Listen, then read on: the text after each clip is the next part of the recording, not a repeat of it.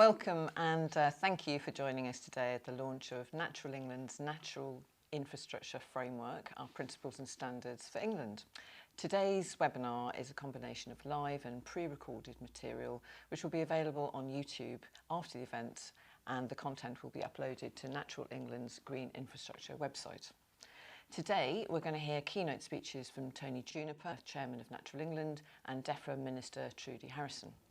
The Green Infrastructure Framework consists of principles, standards, design guide, a mapping tool and guidance on applying these products, all of which you'll hear more about throughout the webinar.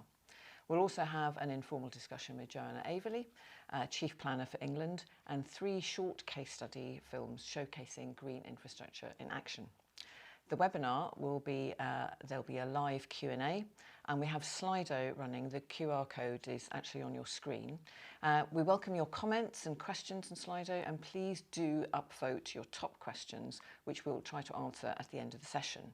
Any questions that the panel don't have time to answer today, we'll compile in a Q&A section in themes and add to the webpage portal for Q&As.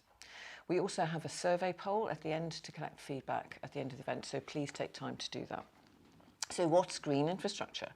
Well, many of you will be experts in green infrastructure, but for members of the audience new to the subject, green infrastructure is a network of natural spaces and corridors such as rivers, wetlands or features such as street trees and green roofs that are planned, designed and managed to deliver a range of benefits, including mitigation of flooding, health benefits, improved air and water quality, cooling urban environments, encouraging active travel, walking and cycling, and enhancing biodiversity and ecological resilience, our nature's recovery. Green infrastructure is vital to creating healthier, more climate resilient environments, one property or project at a time through landscape design. The current cost of living crisis and climate emergency brings the value of green space into sharp focus, and we still have a long way to go to address the unequal access to green spaces. Designing good quality green infrastructure is part of the solution, and a GI framework is a comprehensive resource to give practical guidance on how to bring nature back into our cities. From a Landscape Institute's perspective, we've been a champion from the beginning since our position paper in 2009, subsequent papers and publications, our involvement in the development of the framework. Our members are trained to take a holistic approach to planning and design of development, and are fundamental to delivering high quality, multifunction green infrastructure. The framework promotes a landscape-led approach to master planning. It puts nature to work, fully realising how landscapes can truly work for us by delivering natural solutions. By the end of today's session, you should have a really good overview of the GI framework and hopefully be inspired to create green infrastructure strategies to deliver benefits for your town or city. I'm now going to hand over to Tony Juniper, Chair of Natural England, for keynote speech.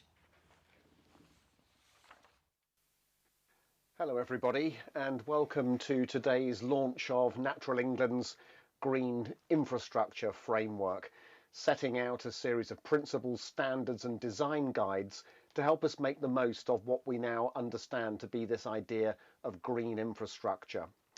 Now, the access to green space that many of us enjoy across England, we know, is hugely beneficial for our health and well-being, both in a physical and psychological sense, and a vast body of material has been gathered over a number of years now to underline the importance of nature-rich green and indeed blue areas for the well-being of society. And of course this was underlined for many of us during those dark days of the COVID lockdowns, when many of us found solace in nature when we couldn't see friends and families and do the things that we would normally do, going to events and to the shops and everything else.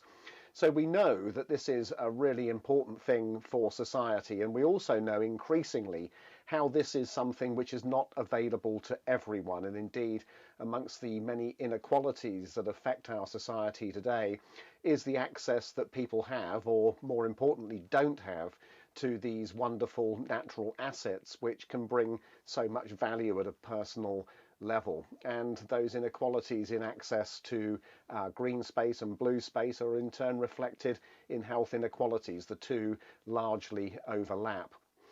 And at the same time as we're looking to create better access and more availability of this essential green infrastructure for everybody, we know that it's bringing many other values besides those for health and how we feel. Amongst them are, of course, our ability to adapt to climate change. We know that not only do we have to do more with the natural environment to be able to remove carbon from the atmosphere and to hold it in ecosystems and in the soil, but also to be able to effectively adapt to climate change. Anyone living in an urban area across much of England last year, and 80% of us do live in urban areas, felt the terrible effects of that prolonged heat wave. For the first time, temperatures going above 40 degrees centigrade. We don't expect that's going to be a one-off. These kinds of extremes are becoming more frequent, and over time we're going to have to build resilience to these kinds of events, and that includes being able to take advantage of nature in reducing the effect of the urban heat island effect. This is something that leads to particularly extreme conditions sometimes in urban areas, and we know that green spaces and trees and water can help ameliorate the effects of that.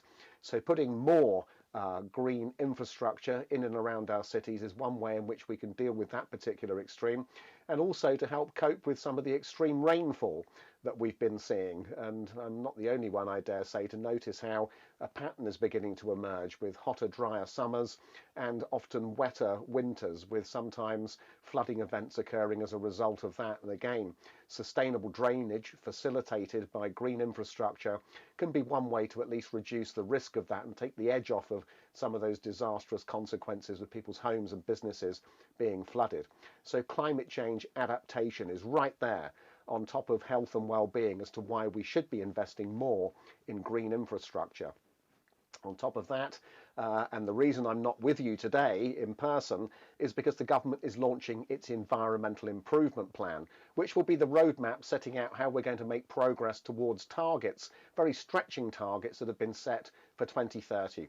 Targets that are both adopted domestically to halt and then ultimately to reverse species decline, for example, and also embedded in the wonderful global biodiversity framework that was agreed in Montreal at the end of last year, including with very strong British government backing.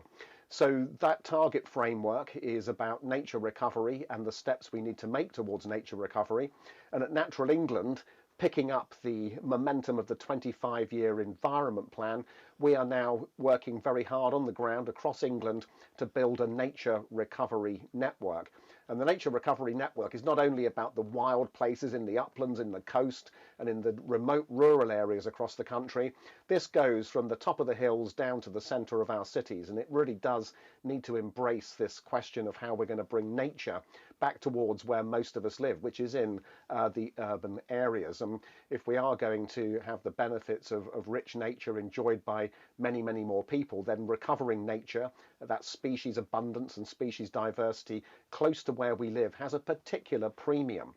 So for nature recovery, for climate change and for health and well-being, we can see the real sense of putting some heft and some weight and some ambition behind this idea of the green infrastructure. And of course, if we do this well, it will bring additional benefits on top of all of that in the form of helping to regenerate communities, bringing inward investment, and in the wake of that, helping with levelling up and economic renewal across different parts of England. And so targeting the effort that we have and the different tools that we have, it's going to need a spatial framework. And so the maps and the standards, the principles and the guides that we're producing is really out there to help everybody to make the most of this idea of green infrastructure by being clear about what we mean by it, what good looks like, and then targeting it into the right places. Now, fortunately, we have some new, really quite good tools coming forward that are going to help us to do this.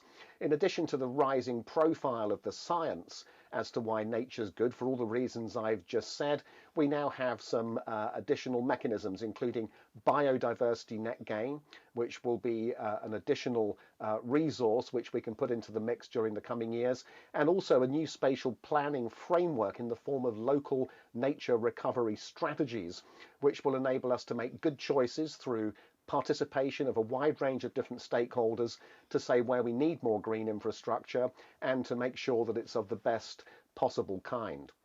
So this is a huge opportunity for everybody to be able to get behind this new agenda and to be thinking about green infrastructure in the kind of strategic way that we think about energy infrastructure, about road and rail and airports and ports, all of these things that we know are essential for the well-being and the development of the country.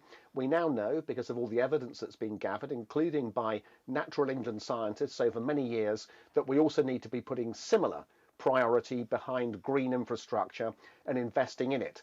Because if you think about the challenges that lie before us, they are only going to get bigger as time goes on. We know that a mass extinction of animals and plants is sweeping across the earth. That was the point of the Montreal Global Biodiversity Framework, to do something about that. We know that we face an intense set of challenges coming from climate change, and that's what the Paris Agreement was all about. And we know that we have a health and well-being crisis on our hands, linked to the rise of various conditions linked to long-term illness, depression, anxiety, heart disease. Now, all of these things can be met through investment in green infrastructure. And when you think of the consequences of not investing in green infrastructure and facing into the consequences of a depleted natural world, runaway climate change, and the health effects that are only going to accumulate unless we take systemic steps to do something about it, not only treating disease but preventing it in the first place, you can see that this is a very cost-effective way of leaning into all of those big challenges. The question is, how do we prioritize it? And then the second question is how do we deliver it?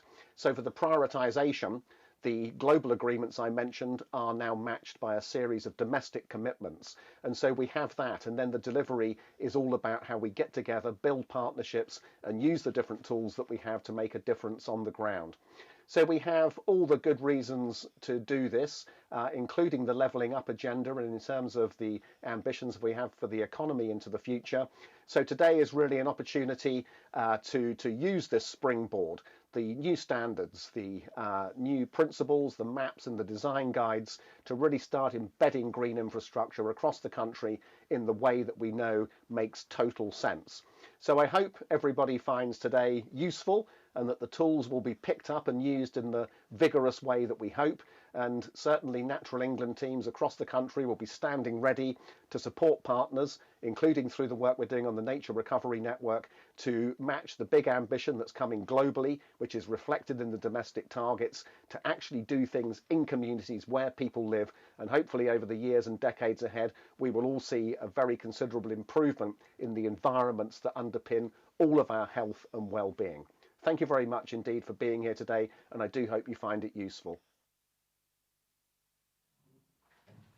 Thank you. That was Tony Juniper, Chairman of Natural England. Thank you for setting the scene with that inspiring keynote. Lots to think about there. We now turn to Minister Trudy Harrison, Defra Under Secretary of State, for her keynote.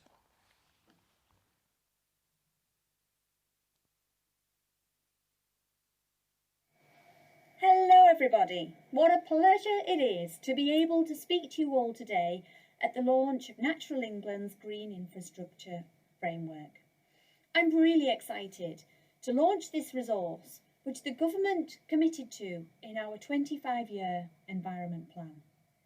This framework will really help local authorities, developers and communities to consider green infrastructure in local plans and in new developments.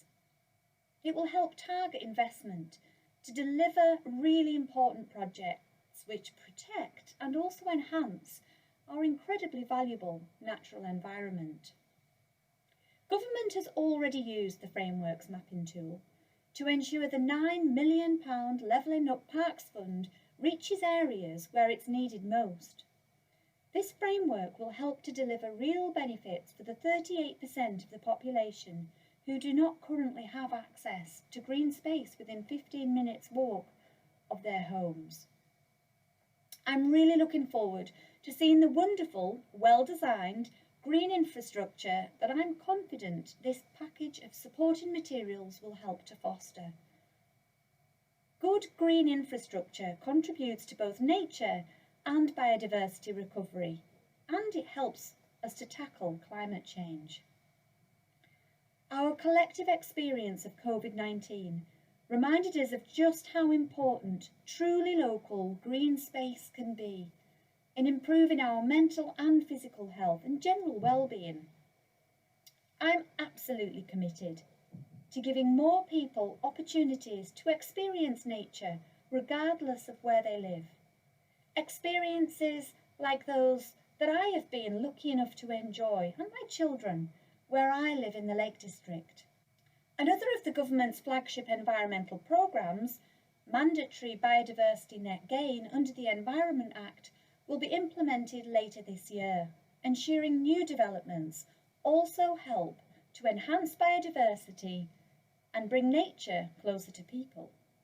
With national green infrastructure standards and design guidance at their fingertips, I look forward to seeing how our world-leading environmental legislation will be matched by local efforts and innovation to green our villages, towns and cities. Thank you. That was an encouraging speech from Minister Trudy Harrison from Defra. I'm now going to hand over to Clare Warburton, Principal Advisor for Green Infrastructure, and Jane Houghton, GI Project Manager at Natural England, to introduce the Green Infrastructure Framework. Thanks, Sue, and it's great to be here with you this morning, introducing the Green Infrastructure Framework. Many of you and your organisations have been on this journey with us, so thank you for all your support. So yes, Jane and I are going to do a bit of a double act. We are from Natural England, the government's advisor on the natural environment. And as you may have noticed today, the government is also launching the Environmental Improvement Plan. And there's some really great support for this package of work in there. So I'm going to kick off things by describing the framework to you and just going to set out why it's needed, its aims, an overview of what's in it, and then our other presenters will build on this as we go through the morning. So what's the context here for the framework? As Tony's highlighted, 80% of people live in urban areas, and the challenges of climate change, biodiversity loss and health inequalities are having significant impacts. And we've heard really clearly from both Tony and Minister Harrison about green infrastructure's important role in tackling these. Added to this, we've got the rising cost of living, which means parks and green space that are free to use are incredibly important. But there are inequalities in access to nature.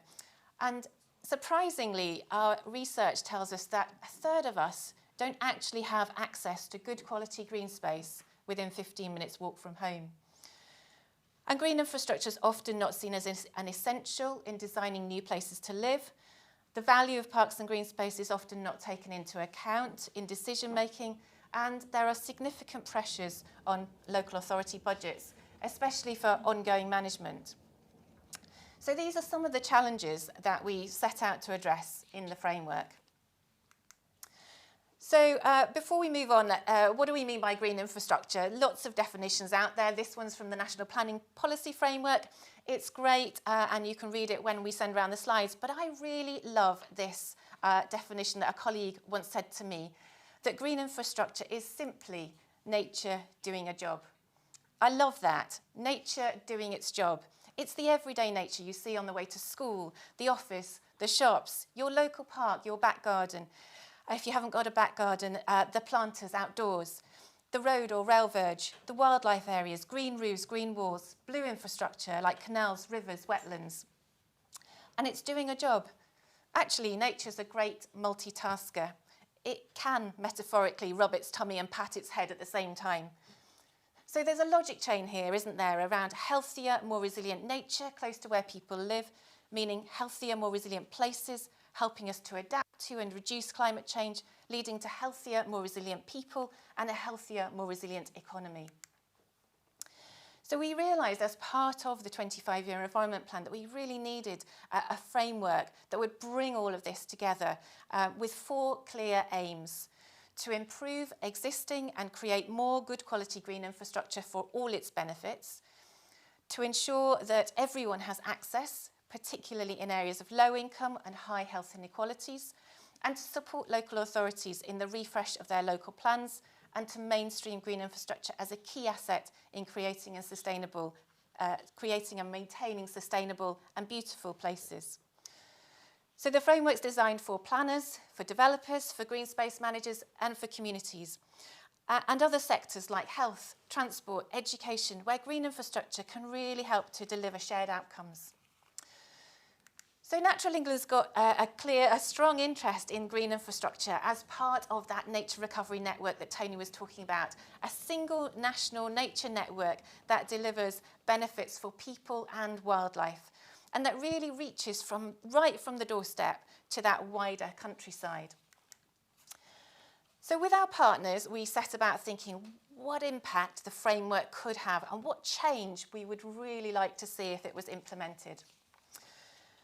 We want the impact to be that urban areas have more nature, more access to nature close to home, and more benefits from nature for climate, health and prosperity, with a strong Green in 15 ambition for everyone to have access to good quality green and blue space within 15 minutes walk from home, particularly where it's most needed.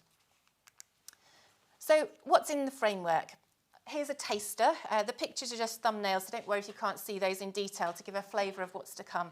But firstly, there are a few updated tools. So last year we launched the 15 principles of good green infrastructure, and these have had a bit of a mini makeover. I won't go into the details of those today, but they are on the web portal.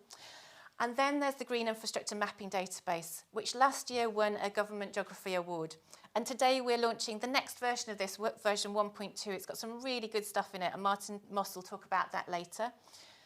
But brand new and shiny for today, and I do feel like we need a bit of a trumpet fanfare for these actually. There are the 5 headline green infrastructure standards, and Jane's going to talk about those in a moment.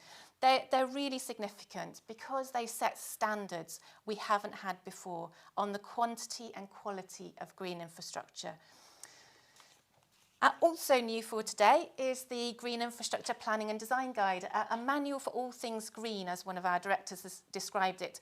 And that'll help to put green infrastructure at the heart of mandatory local design codes. And Gary Grant will talk about those in a moment. And finally, the process journeys, simple step-by-step guides on applying the framework. So essentially, we've got an urban greening toolkit, and I'm going to hand over to Jane now to talk us through the first of these new tools, the Green Infrastructure Standards. Thanks, Claire, and hello, everyone. I'm going to talk through the Green Infrastructure Standards and briefly cover the process journeys. So the standards aim to simplify and clarify what good green infrastructure looks like and how to plan it strategically. They're voluntary standards, and they're based on best practice and evidence. We've developed them working closely with Defra and our cross-government steering group, our advisory group, and with universities and environmental consultancies, and we've tested them with local planning authorities and developers.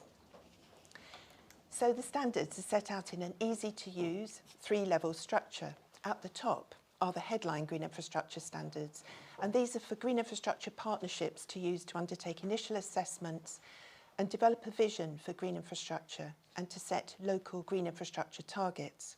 And these standards are led by government. The menu is a more comprehensive but carefully selected range of green infrastructure standards tools, best practice checklists and indicators. And these are owned by a number of different organisations. They can be used with the headline standards for more in-depth green infrastructure planning.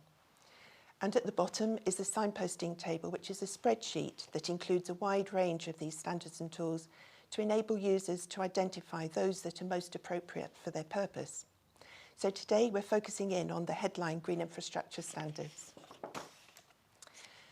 This slide introduces the 5 headline green infrastructure standards, and they include a green infrastructure strategy standard, and then standards for accessible green space, urban nature recovery, urban greening factor, and urban tree canopy cover.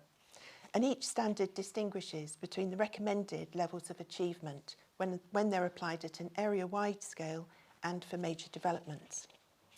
So I'll talk through the key points in each standard. They're set out in full on our GI website. The Green Infrastructure Strategy Standard supports the National Planning Policy Frameworks policy that local planning authorities should develop strategic policies for green infrastructure in their development plans. And the standard says that at an area-wide scale, local authorities, in partnership with their local communities, should produce both a green infrastructure strategy, or its equivalent, and a delivery plan that can apply the green infrastructure principles and standards locally. And the aim is that these strategies and plans set out how green infrastructure will help to create greener neighbourhoods with a thriving nature network that can reduce air and water pollution, support sustainable drainage, and help places to adapt to climate change. And major developments should have a green infrastructure plan. We've updated the original accessible natural green space standards to include a broader range of accessible green spaces for their health and wellbeing benefits, while still focusing on accessible natural green space and contact with nature. And the term green space here covers blue spaces as well. At an area-wide scale, the accessible green space standards say that as a minimum, everyone should have access to good quality green spaces within 15 minutes walk from home. And the standards also include size and distance criteria for larger types of green spaces, such as district and country parks.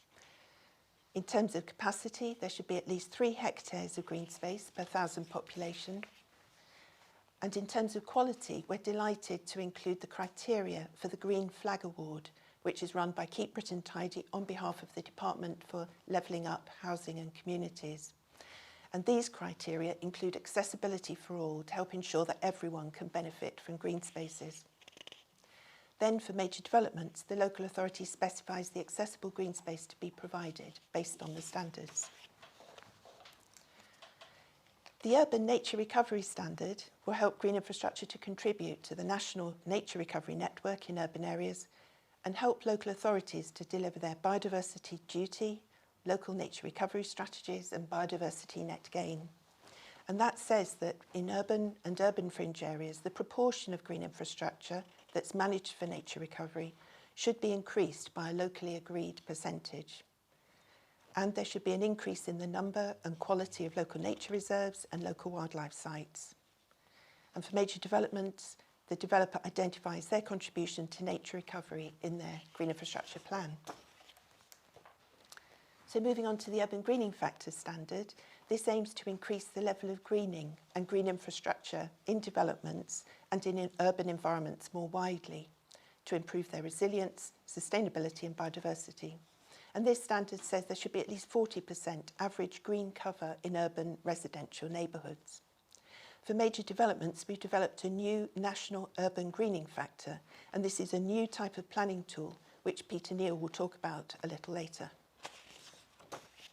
And finally, the Urban Tree Canopy Cover Standard, which we've developed with the Forestry Commission, promotes an increase in tree cover for the many benefits that trees can provide in towns and cities. At an area-wide level, local authorities should measure their baseline tree canopy cover and then set a target to increase it by an agreed percentage. And the standard is in this form to respond to the wide variability of tree canopy cover in different places. Major developments should be designed to meet these tree canopy cover targets. We'll also provide additional guidance, such as on planting the right trees in the right places and biosecurity. So to conclude, the headline GI standards are published today in a report on our Green Infrastructure website. So going on very briefly to the process journeys, these step-by-step best practice guides explain how different stakeholder groups can use the Green Infrastructure Framework and take a strategic approach in applying all the headline Green Infrastructure standards, principles, etc. There are process journeys for local planning authorities, developers and design teams, and neighbourhood planning groups. So looking forward over the next year, we'll be seeking feedback on the headline standards from stakeholders to see whether and how they should be adjusted to reflect emerging good practice. And we'll develop and publish the menu and signposting table with user guides and training videos, and we'll provide updates through the GI website. So before finishing, I'm delighted to introduce a short film by Allestree Park in Derby, an exciting project that's really starting to show how the accessible green space and urban nature recovery standards can help to create a large nature-rich green space in an urban setting. Thank you.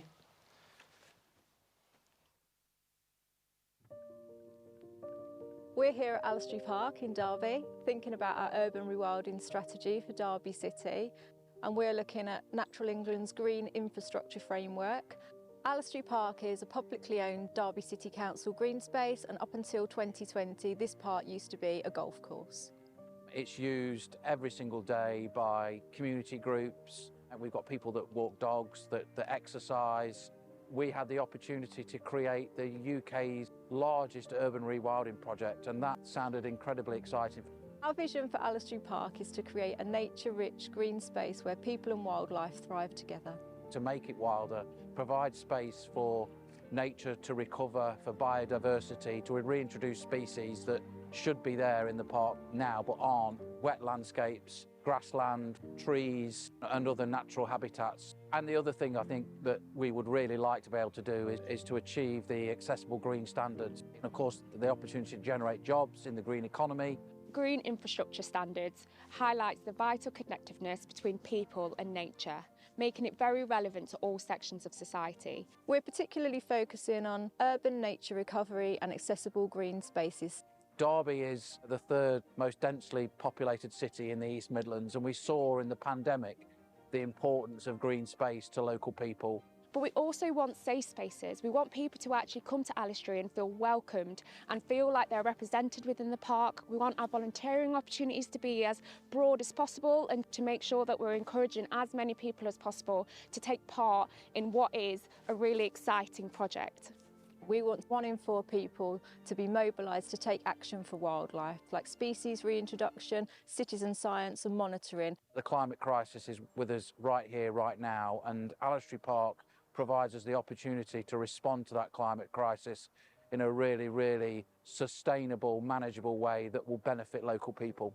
We're not the experts on everything. I think the key thing has been by working in partnership with the likes of Derbyshire Wildlife Trust, with the University of Derby, with Rewilding Britain. They've got some fantastic expertise, capacity, resources. We've already delivered public consultation through walks, talks and events, and now we're working with individuals and organisations to find out more about how they would use Allestree Park so that we can make a really co-produced programme. We're igniting a passion for this project. We're finding more and more people are engaging with everything to do with wildlife. And we want local people and local communities to be involved in engagement projects and wellbeing programmes. However, we're very aware of the voices that are missing within this project, and we're really doing a lot of work to ensure that our underserved communities are involved in the work that goes into rewilding Allestree Park. We don't have all the answers, but we're reflecting, we're learning, and we're starting the work to enable access for all. I'm really excited about the opportunities that lie ahead and working with our partners to bring the vision of a rewilded Allestree Park to life. We're so excited to see what we can do here at Allestree Park and the impact we know it will have for the community.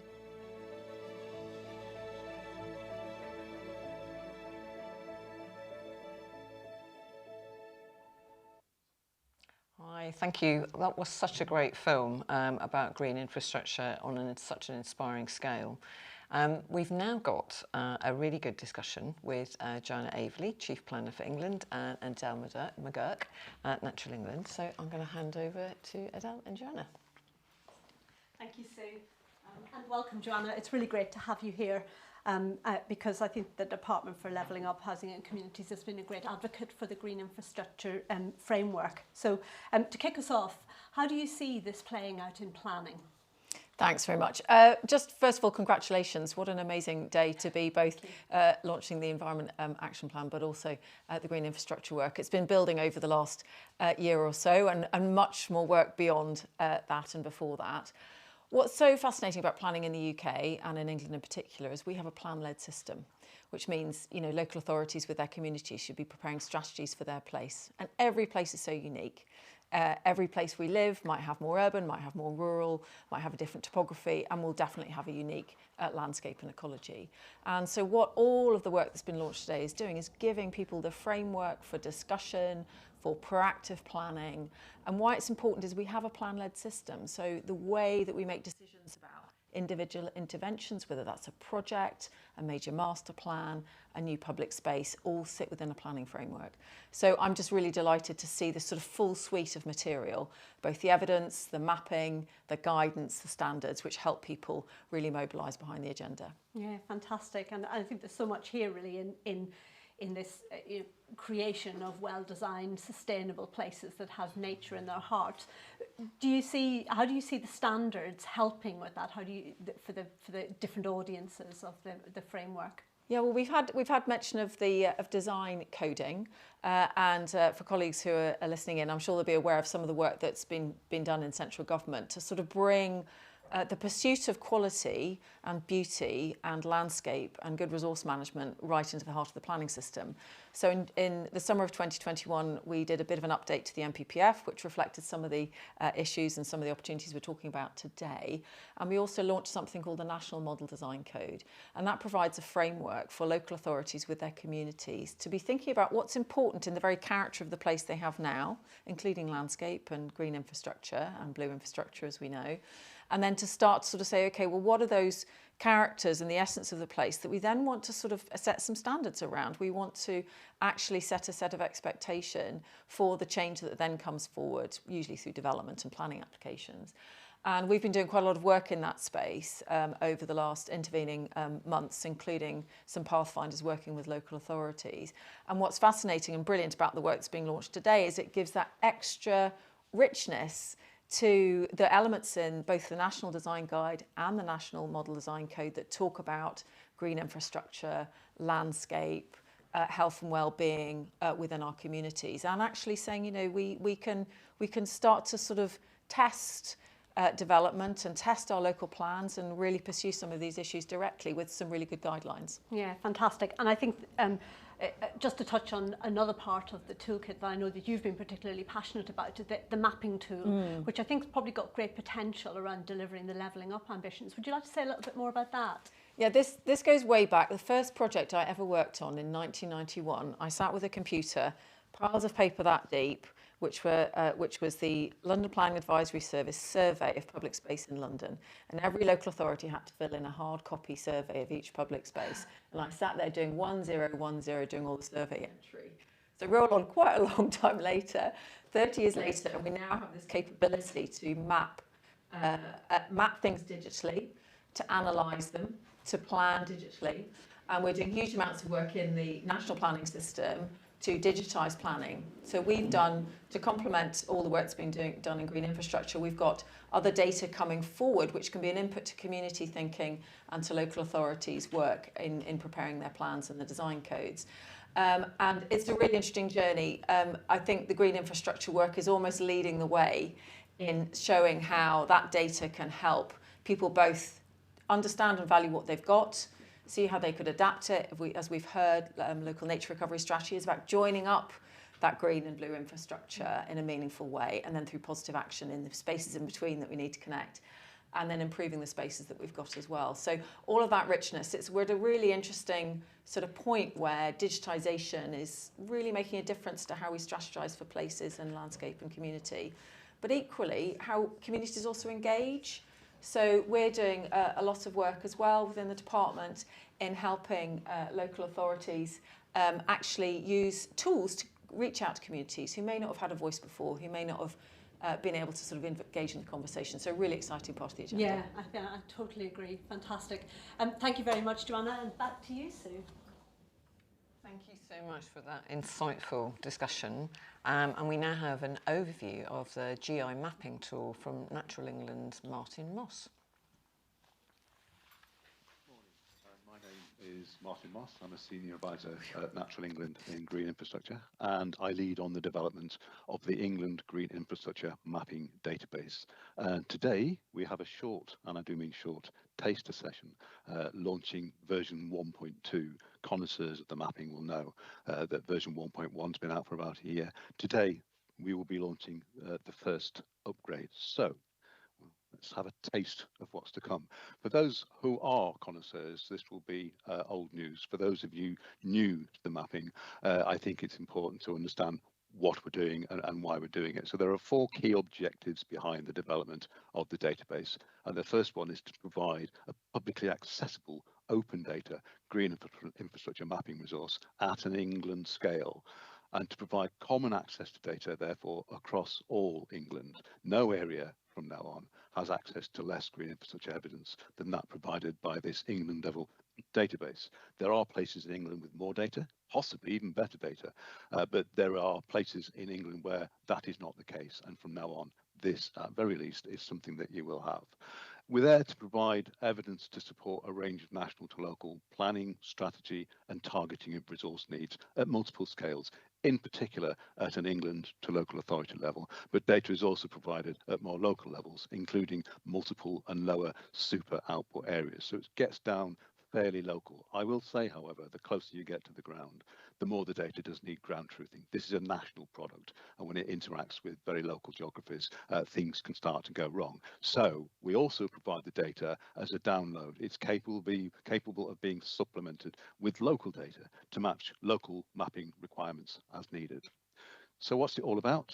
Well, really, it's not just a map or a set of maps for that matter. It's about understanding change. Green infrastructure is not static. It does change over time. That change can be beneficial. It can also be the opposite. We need to understand how that system, how that infrastructure is changing typologically, the sorts of things that we have out there, location and distribution, where it's changing, and how crucially that is affecting people in terms of supply, in terms of demand, inequalities across the country, the performance of the infrastructure, and the overall quality of the spaces that constitute it. So there are 2 key contexts to understand here. Green infrastructure I view as a socio-environmental infrastructure. In other words, it's based on plants, waters and soils, but it's there to do a job for people. So the key question is it doing that job? How do we find out? We have to look at the supply, the distribution and the quality. But underneath that, there's also a need to understand that underpinning ecosystem, the habitat competition, its condition, its diversity, on the basis that a healthy green infrastructure requires a healthy ecosystem in order to work properly. If we've got weaknesses in the ecosystem, we've almost certainly got weaknesses in the infrastructure as well. So version 1.1 was published in December 21. It's been out there for about a year.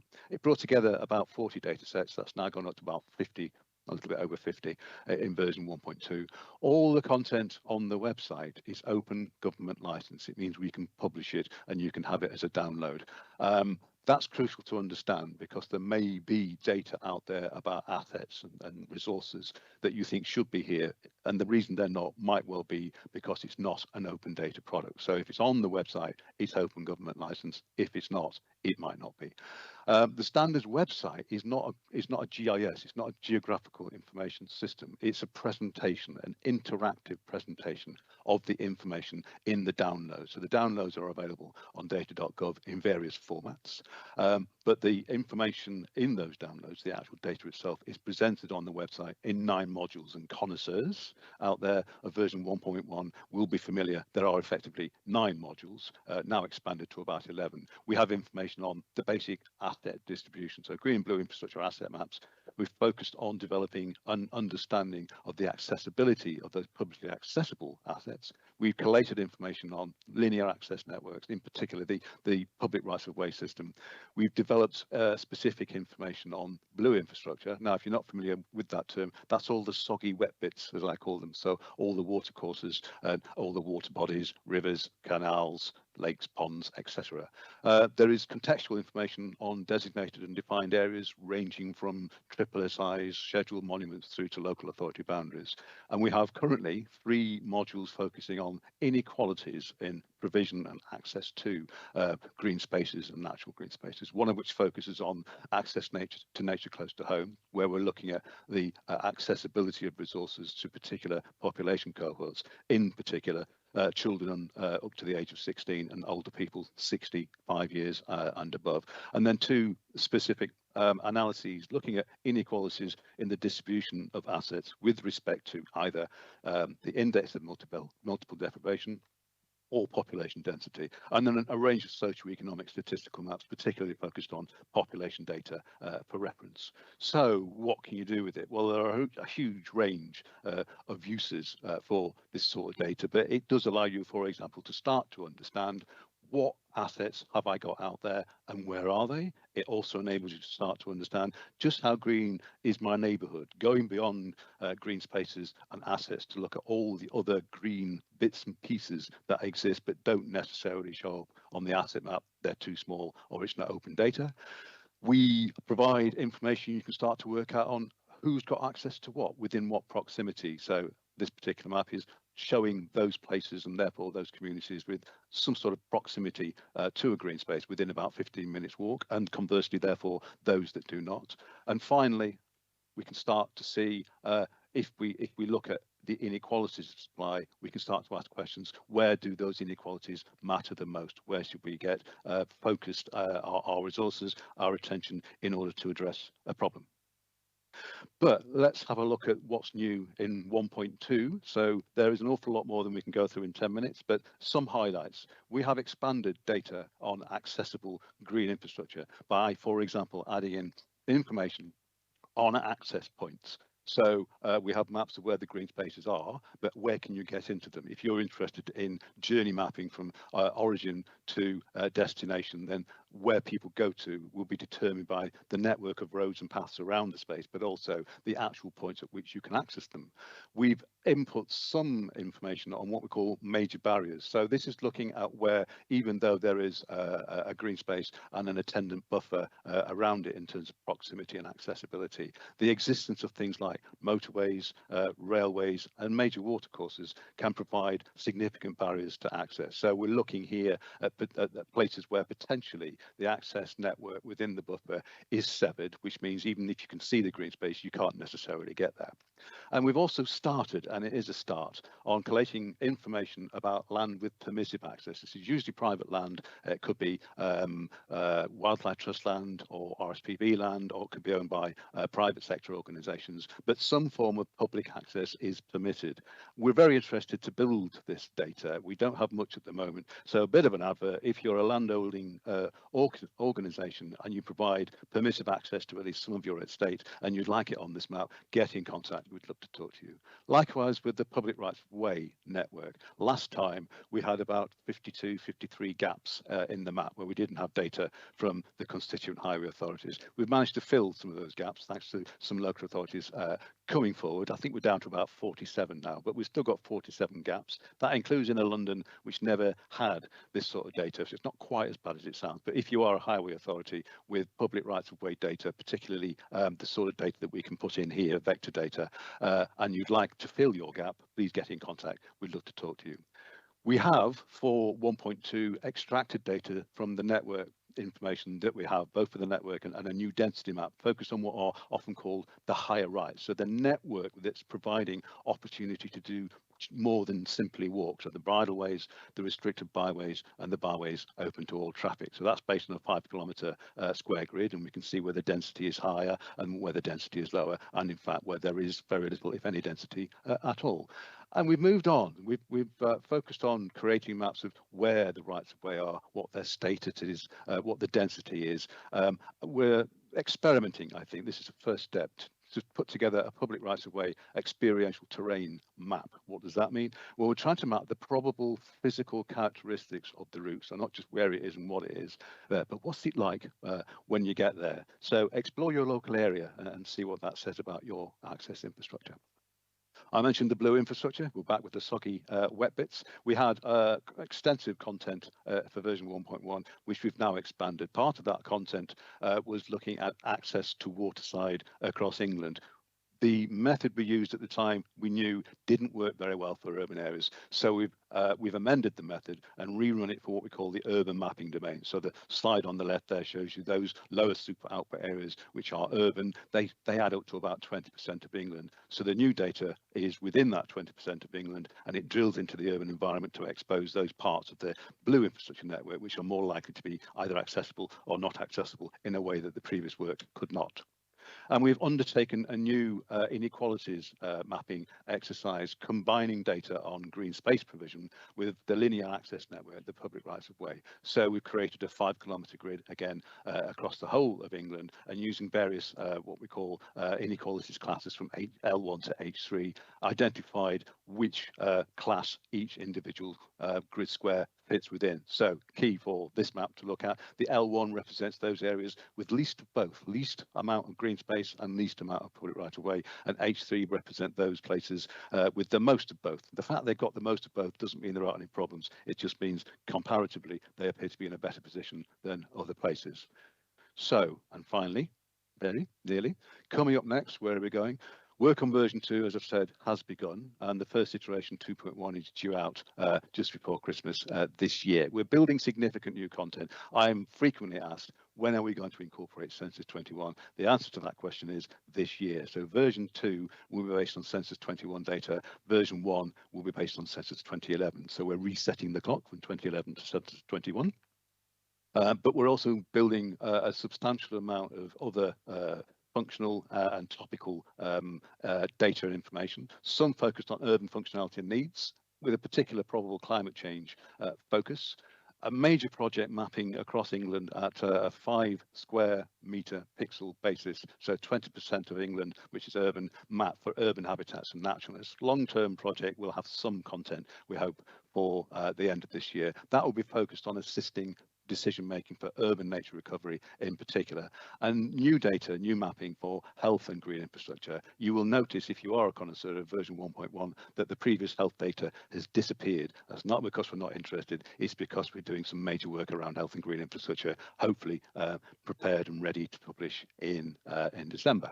So it only really remains for me to say that the purpose of the green infrastructure mapping is to support the rollout and the launch today of the England Green Infrastructure Standards Framework. It's also part of the Natural Capital and Ecosystems Assessment Programme.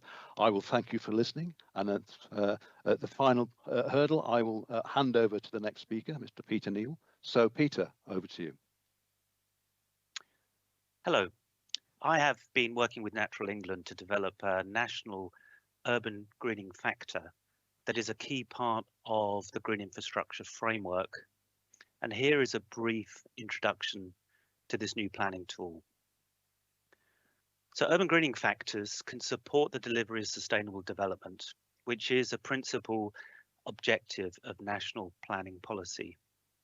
So this includes the increasing the provision of green infrastructure to improve the quality of places, creating attractive places that are more biodiverse and better for people, and also places that are more climate resilient to extreme patterns of rainfall and peak summer temperatures.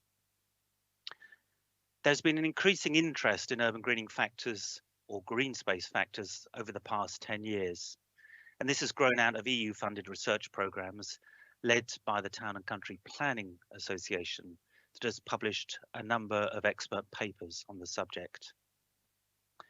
And urban greening factors were first developed in Berlin in the mid-1990s. And so there are 3 core components of urban greening factors. First, there is a target score for urban greening, and it is a proposed target score of 0.3 is used for predominantly commercial development, and a target score of 0.4 for predominantly residential development. Then there are a set of weighted surface cover types that include vegetation, tree planting, green roofs and walls, sustainable urban drainage systems and water features, as well as paved surfaces. And the third component is guidance on where urban greening factors should be applied. It is recommended they are applied to major developments as defined by planning legislation. So the 22 surface cover types are weighted to reflect their functionality and ecological value. And so the higher weightings indicate greater functionality. And each weighting is used to calculate the urban greening factor score. These are listed here. And further detail is provided, including a technical specification for each surface cover type, and also information on how you would go about measuring that particular surface cover type. Here's an illustration of how you might go about calculating an urban greening factor score for a development site. That's a theoretical development site indicated on the diagram on the left, with a building footprint, which may be a residential building, and it includes familiar green infrastructure elements such as wetlands, formal lawns, food growing areas, tree planting, hedge planting, as well as some green roofs, intensive and extensive biodiverse green roofs. And the surface area for each of those is multiplied by the weighting, and the sum of all those figures are then divided by the total site area to give an urban greening factor score. And in this case, this theoretical site creates a score of 0.46, which exceeds a target score of 0.4 for predominantly residential development. And this is very much the process that is used in planning applications. So here, for example, is a planning application for a development scheme in Merton, London. There's a master plan, there's a description and an allocation of different green infrastructure elements. And each of those are calculated with their weightings to establish a UGF or urban greening factor score for the site. And in this case, this scheme scored a 0.54 urban greening factor score. So a user guide has been prepared to explain in more detail how to develop and apply urban greening factors. And I thank you for your attention. Thank you, Peter. And I'm now going to hand over to Ewan Oliver from Lend-Lease to explain how the urban greening factor has been applied at Elephant Park in Southwark, London. Our vision for the public realm was to create an urban oasis that connects people to place and nature. A livable place where people and businesses can thrive. And our vision was for a place that felt relaxed and naturalistic and welcoming to all. And of course, a place that's also home to nature. Although UGF didn't exist when the project started back in 2013, and wasn't part of our outline planning requirement. Increasingly, planners have asked for UGF assessments to be done on the detailed planning applications that have come forward. And this has really helped to challenge the design teams to increase the quantum and the quality of planting. We have achieved a UGF score of 0.36. In order to reach a good UGF score, we needed to turn the traditional methods of master planning on their head. Instead of saying, where can we fit in green infrastructure, instead to say, where is it absolutely necessary to have hard infrastructure? UGF has helped to establish some really high value habitats in Elephant Park. Because meadows and trees attract a high score within the UGF calculations, this has encouraged us to increase the number of trees and also meadow areas. And of course this links back to creating a place where people can be in contact with nature. Natural England's GI framework is crucial if we're to tackle the big issues of the 21st century. It clearly sets out the guidance to deliver good quality schemes, and I think that generally if you give developers a set of well-defined parameters to work to, they will deliver what's required. Now we're going to hear more about designing good quality green infrastructure, and I'm going to hand over to consultant Gary Grant for an overview of the Green Infrastructure Planning and Design Guide. Oh, thank you. It's great to be here live. I'm going to give you a very, very quick overview of the guidance document. I'm very excited because this morning I've got the best ever slide changing device, so hopefully everything goes really well. So there's just a few slides. I've got 8 minutes in total to very quickly run through this, but of course you'll be able to look at it in more detail when you download the document. So the guidance is there to inspire the creation of healthier, nature-rich, climate-resilient, thriving places where people not only live and go to school and college, but also work and play. It's written for local authority planners, but it's also going to be very useful for landscape architects, urban designers, green space managers, and frankly anyone wanting to bring more soil, water and vegetation and nature into their neighbourhood. So the design guide will support local authorities to develop their own design codes for green infrastructure, and it will complement the National Design Guide and the National Model Design Code, which we've already heard about from Joanna. So it will also provide the evidence for the benefits and the functionality provided by green infrastructure. So there are plenty of links in there, and it's a very practical guide which will give the advice that you need and the leads if you need further detail. And as we've already heard, there's very strong links with the green infrastructure framework, the principles and the standards. So you can cross-reference that. And also, again, it's important to note that this is complementing and mirroring the National Design Guide's 10 characteristics of well-designed places. So there's very good integration there with these other initiatives. So the guidance takes into account biodiversity net gain. You've already heard about that. Urban greening factor, you've heard about that from Peter. And the local nature recovery strategies. It's landscape-led with a focus on landscape character, local distinctiveness, and of course we've had advice from all kinds of experts, geologists, heritage experts, and others. So it's a very rounded approach. So one of the chapters is looking at the building, what we're calling the building blocks of green infrastructure networks, from sustainable drainage, green roofs, green walls, and so on, through to trees in hard landscapes, and then some of the more better known features, allotments, orchards, and parks, natural spaces, heritage features, and blue spaces. So we look at each of those building blocks in turn, looking at the issues and opportunities. For example, you've got sustainable drainage systems. And of course, we're very pleased now that Defra have just announced that they will be looking to implement Schedule 3 of the Flood and Water Management Act. So this really will be something that all of us will be thinking about in the future. And then just very briefly, we've got information on, for instance, here, features for species, bird boxes, nest roosting boxes, features for invertebrates. Another example, traffic-free routes. How do you go about integrating that into your green infrastructure network?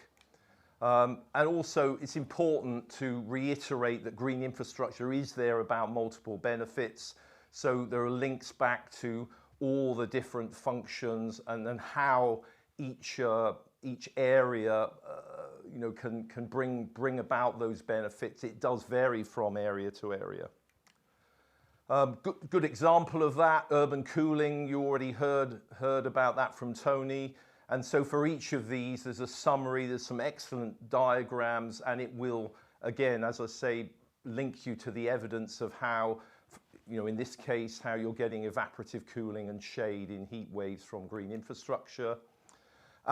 Onto the area types. These really mirror what is provided by the National Model Design Code. So we're going from the centre of cities through to the rural areas, and then there are one or two specialist land uses which are looked at as well. So for instance, the high streets are here. We're going to have greener high streets, more trees, sustainable drainage, and so on. So there's lots of ideas about that. The urban core, where we're going to see a lot more vegetation on buildings, for example. And for each of these, there are links back to the standards so that you can see how those would be applied in each case. So that's a very useful feature of the guidance. And then we've worked with people in the Department of Education and others to look at particular land use types. So here, for instance, you've got a typical education campus. So there's thoughts about how you go about greening those and maximizing the benefits that you get from green infrastructure. So plenty to dig into there. And then finally, there are case studies. This particular example is Minster Park in Sunderland. And for each case study, again, there are links back to the standards, so you can see how they were applied or if they were applied. And the case studies are on the website, and I understand that they will grow in number. So that will be a terrific resource and one that you'll probably want to go back to. And then finally, that's it for a quick look at the guidance, but I'm just going to introduce a short film which is about Mayfield Park in Manchester, which I think really is an inspirational example.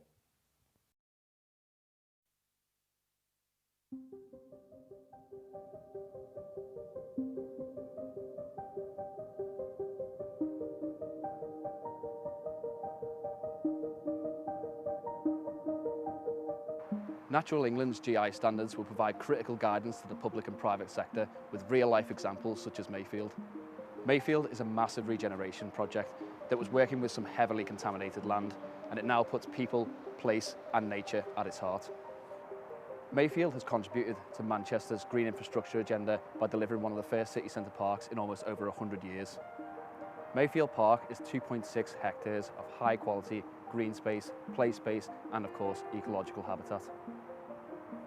This new green space is different because, guess what? It's a landscape-led approach. And this is an approach that we hope is going to be copied elsewhere in the city.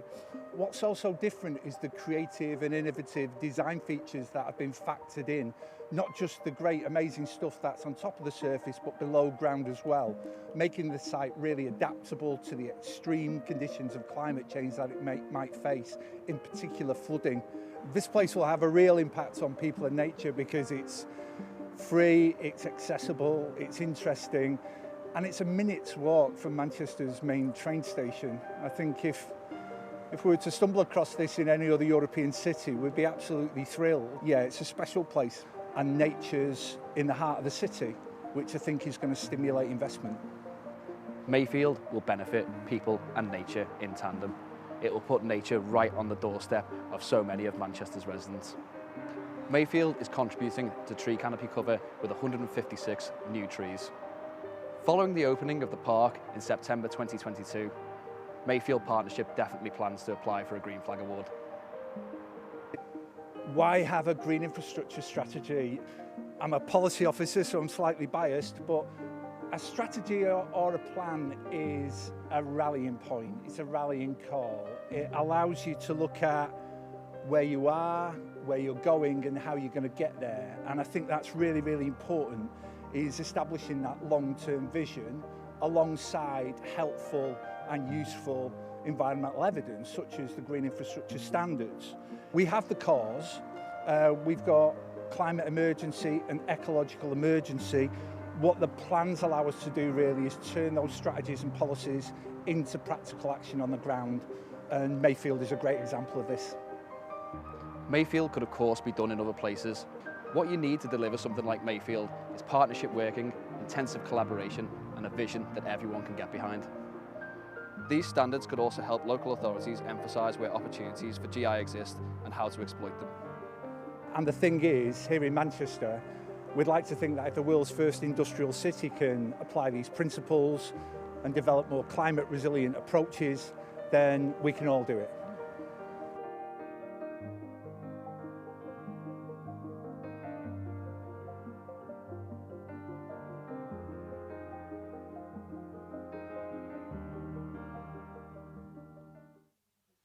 Hi and welcome back. What a great achievement at Mayfield. So now we'll have time for our Q&A panel. So thank you all for your questions that have been coming in thick and fast on Slido. And I welcome our panellists, Chief Planner Joanna from Edel, Natural England's McGurk, Clare Warburton, and consultants Peter Neal and Gary Grant, who we've heard from already today. So I'm just going to get the Q&A panel started off with a question of my own to Joanna. So as a voluntary mechanism, how can the green infrastructure framework affect change? Thanks. Well, I think we sort of partially addressed this in the conversation we were having earlier on. The green infrastructure framework basically sets the basis on which communities and councils can start to really look at how they plan for green infrastructure. And once you've put something into a local plan, that then forms the basis for making decisions, and that's on individual planning applications. Communities can also use it when preparing neighbourhood plans, and developers should see it as a way of really sort of grasping the nettle, dare I say it, and actually starting to sort of think about how they design not just the homes that we need, but the environments that we need as well. Thank you, Joanna. That's brilliant. Thank you so much. And what we've done with the Slido questions is that we've pulled together a kind of top 10. So what I'd like to do now is take a question from about Deluc addressing the loss of front gardens to hard surfacing. And even the National Infrastructure Commission now sees the hidden issue in flood risk. So let's have a conversation a little bit about the front gardens and sort of aspects about permeability. Can I ask Joanna to take that one? Thank you, Joanna. Thank you. I had a visit to Cambridge recently, and I'm sure many colleagues have visited or seen Marmalade Lane as a project. And what's fascinating is that was a community-led development with a very conscientious developer and design-led solutions. And through challenging, actually, space for the car versus spaces for nature and people and green space, it completely turned on its head the layout of that block of Cambridge. And you don't have to go very far from there to see housing layouts that are actually as much about the car as they are the individual and the home and landscape and the garden and nature. So I think what has been set out in the framework is a way of challenging ourselves to make the right choices for when you design a new place. And then when it comes to our own homes, our own environments, our own neighbourhoods that are already existing and we're managing and we're changing and we're adapting, I think what's so fascinating about all this work is it helps us challenge ourselves actually about the decisions we make.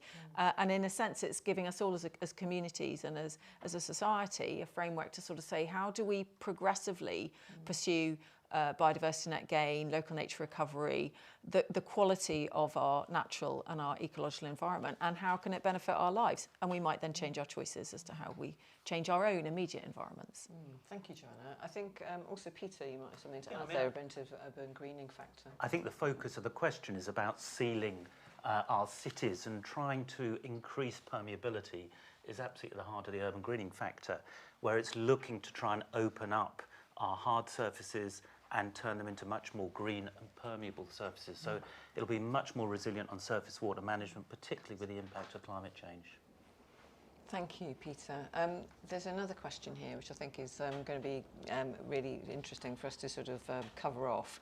And hopefully we'll get conversation going around that one. But the success of good quality green infrastructure requires a great long-term stewardship. Will funding be available for local authorities to deliver, or what are the other mechanisms that we're going to have to deliver long-term stewardship? Edel, can I ask you to sort of pick that one up? Yes, thank you, Sue. So I think this is a really interesting one, and the person who's asked the question is absolutely spot on. Green spaces do, and green infrastructure generally does need looking after. We see multiple elements coming together around this. So we've got biodiversity net gain coming in through the Environment Act, would become mandatory later this year. And that provides a great opportunity around funding the management of, particularly of existing green spaces if it's used creatively. And then we also have the kind of like, what happens through planning, through developer contributions for shaping and setting up the management of new green spaces into the longer term. I think it's also worth just picking up the importance of the community role in stewardship. It's been shown time and again that that how involving communities in that kind of activity has just got multiple benefits in terms of health and well-being, and our work with Department of Health and Social Care around green social prescribing has really shown the benefits that can come from in terms of health, but also social cohesion. Through engaging that voluntary effort in looking after these places. Thank you. Yeah, can I add to that? Yeah, of course you can. Just to build on that, some of the work that has been done through the Future Parks Accelerator, for example, has really shown us how there are new ways of bringing green finance in here, and looking at things like water companies investing in sustainable drainage systems, for example, business improvement districts, and looking at, as Edel mentioned, biodiversity net gain. Parks and green space managers looking to potentially sell biodiversity units, provide that uplift in biodiversity and benefit from that 30-year management tail. So there's some really, I think there's some game-changing opportunities actually arising here. So yeah, but one to work on with us over the next few years. Just something to sort of, again, point a little bit to Joanna here as well. but there's funding in terms of the cash, and then there's resources. But I think one thing that LI have just done fairly recently is a skills survey, and we've recognised that skills are actually at a real premium. And so what are we going to be doing? How are we going to be looking at that? And I think through levelling up and Office of Place, there's aspects, isn't there, around getting the requisite skills that we need in local authorities and in the community. Yeah, and I think it's something that we're very conscious of, and the government are very conscious of, which is we are, as a society and as a country, we are facing sort of new challenges, and those challenges actually are there's sort of multiple sets of issues sort of playing out, and we have to address them in a very sort of multidisciplinary way. And local government also are sort of starting to absorb what that change means for them. And it's incumbent on all of us, whether it's professional bodies, arm's length bodies and statutory consultees, government themselves, and local government to sort of support that change process. So the work being announced today is part of putting that sort of know-how into the industry for all to be able to use. But also, I think we will all be collectively working on how we continue to sort of provide skills and capacity into local authorities and to communities so they can really sort of help deliver on this agenda over the coming years. So it's a very active part. It's not just about guidance and policy and putting it into the system, but actually supporting those who then will be on the delivery end of it as well. Thanks, Joanna. I think just leading on to that, from that rather, question here about will there be guidance and advice for how to use the GI framework to underpin local plan policies? And I think that's something for all of us to sort of answer, I think, from a private sector perspective, from a consultancy perspective, from a membership organisation perspective, government and NGO. But who'd like to kick off on that one? Yes, I'll kick off, thanks Sue. So yes, one of the process journeys is specifically designed for local authorities. So the local authority process journey takes you through the step-by-step sort of approach to applying the framework. So that's the starting point. But really, as Joanna was saying, it's about sort of taking those national standards, applying them locally, setting them up in local plan policies and development requirements, and then seeing them through in that sort of local context. We will also be providing some training for local authorities. So colleagues have already been working with sort of organisations like the Planning Advisory Service to roll out sort of programmes of training around biodiversity net gain. And this coming year, we're looking at how we can develop an integrated package that will start to bring green infrastructure framework, biodiversity net gain and local nature recovery strategies into one sort of training package, so we can really start to work out how we can get the most out of these tools for everyone's benefit.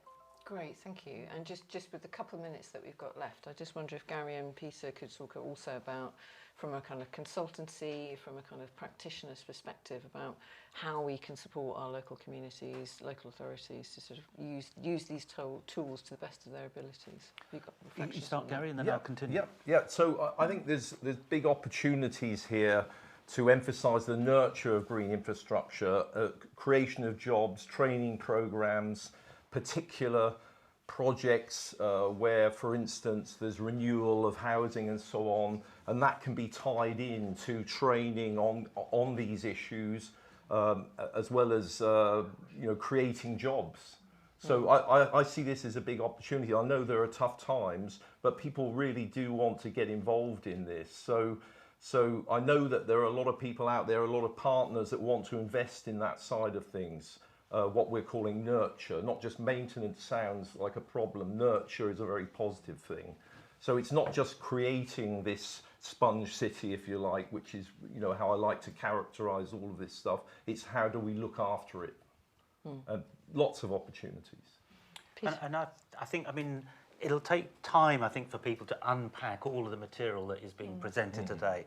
There's a whole wealth of guidance and good practice and case studies included into this. But with Jane's presentation earlier this morning, there are the headline standards, then there is the menu, and then there is the signposting. So there is, I think, a very clear framework to navigate through. And then with the process standards, Claire's already mentioned guidance for local planning authorities, but there's also the process journeys for developers and design teams, and also for community groups through neighbourhood forums. So I think there is a lot of guidance and additional training that will help you navigate and then implement the standards going forwards.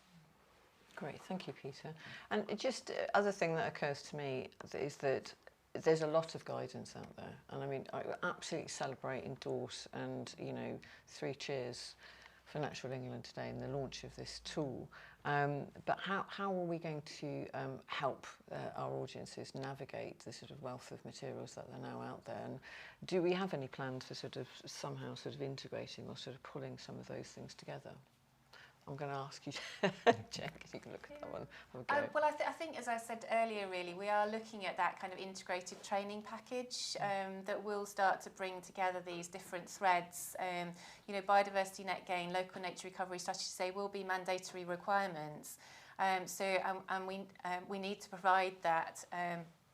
That training so that people really understand how these approaches can be applied in practice, and that's the step, isn't it, from theoretical into you know, practical on the ground, how this stuff can be done, and that will take some time.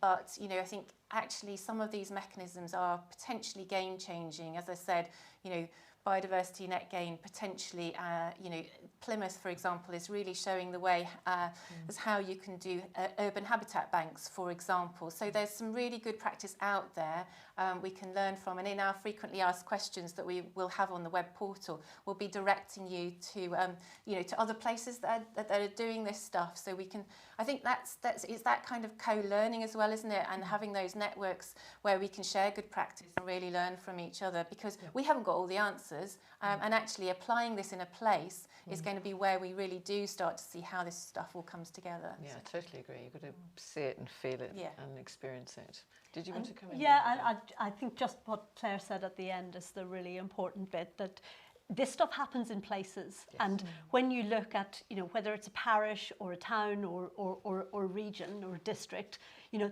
that's when you start to see the kind of the environmental opportunities and pressures come together. So yeah, definitely a point worth emphasising, I think. Okay, thank you. Well, we're kind of at a close to our sort of Q&As. So it just remains for me to sort of say thank you to the panel for that Q&A session.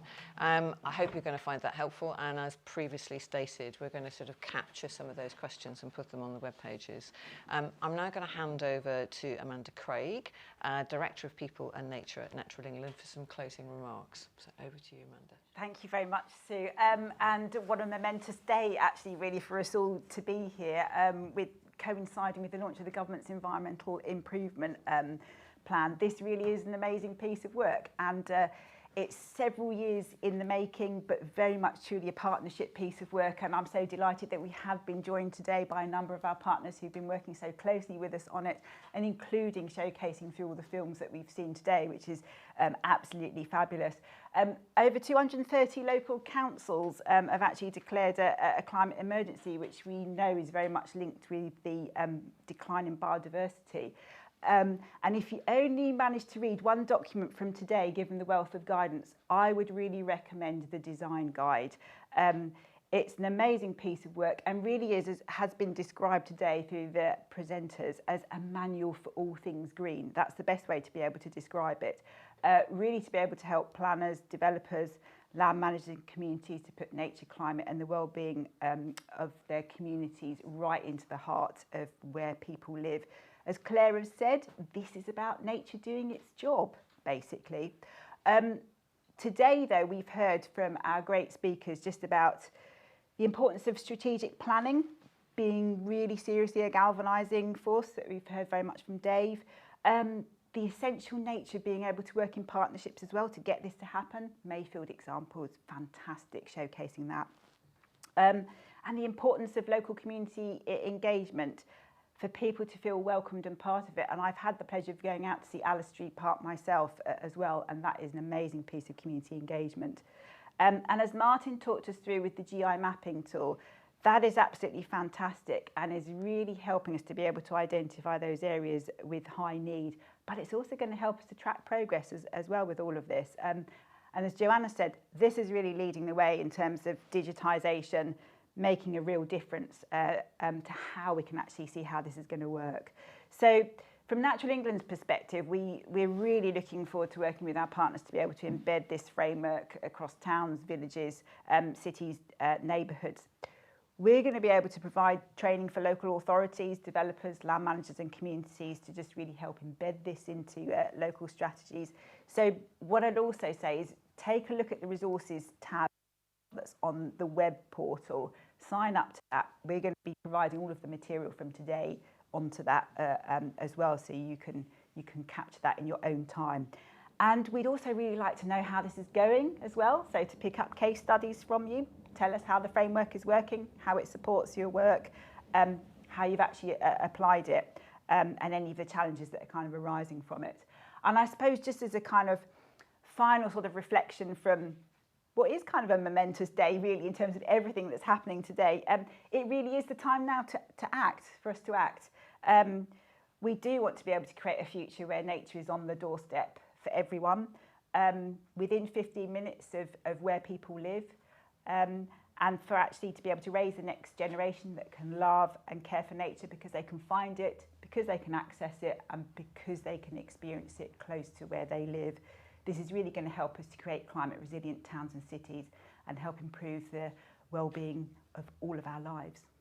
Thank you. Thank you so much, Amanda, for fantastic closing remarks there.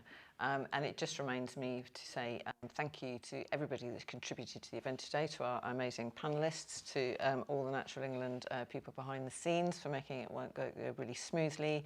Thank you to everybody that's contributed over the last few years to sort of creating the framework. Lots of volunteer support there and help going into that. So we couldn't have done that without you all.